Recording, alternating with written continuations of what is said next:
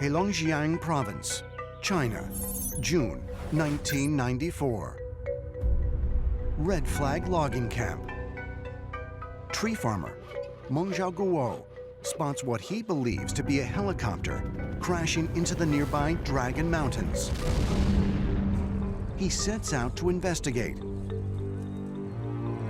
And when he reaches the lip of the valley, he is struck on the head and knocked unconscious.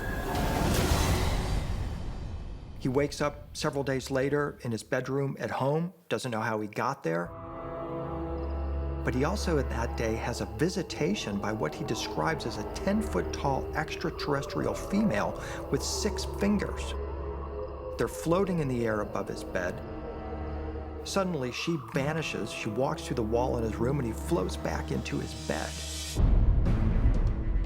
While this account is certainly fantastical, Beijing-based psychologists and police technicians subjected Xiaoguo to a rigorous examination, including hypnosis and a lie detector test, and concluded his story to be truthful. Xiaoguo is one of literally thousands who have come forward in China in recent years to say that they have had extraterrestrial encounters.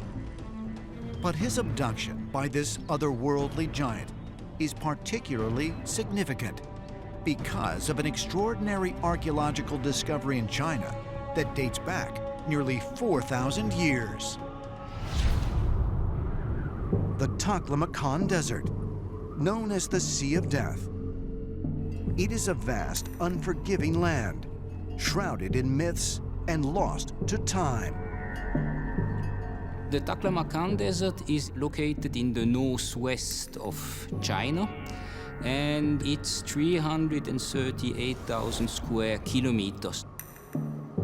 So it's slightly bigger than the state of New Mexico. It is the second largest pure sand desert in the world, and it is incredibly difficult to penetrate. The climatic conditions are extremely harsh. There is no life, no food, no water, nothing.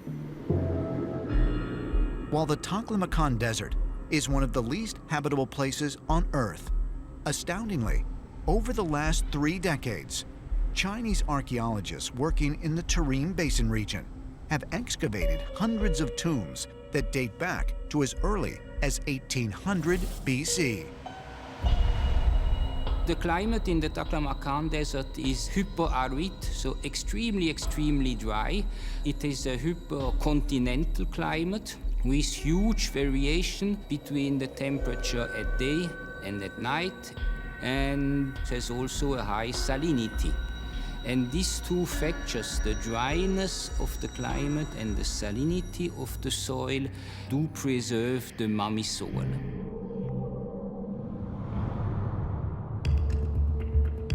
The well-preserved nature of the mummified bodies allowed archaeologists to conduct modern DNA analyses that determined the ancient travelers were not Chinese.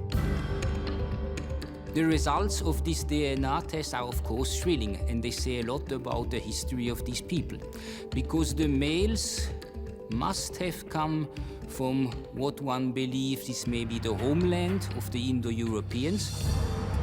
In these tombs interred were mostly Caucasian-looking people. They were not Chinese, they were not Uyghurs, they were not Turkic. And there were a lot of very specific characteristics you don't find on any other place.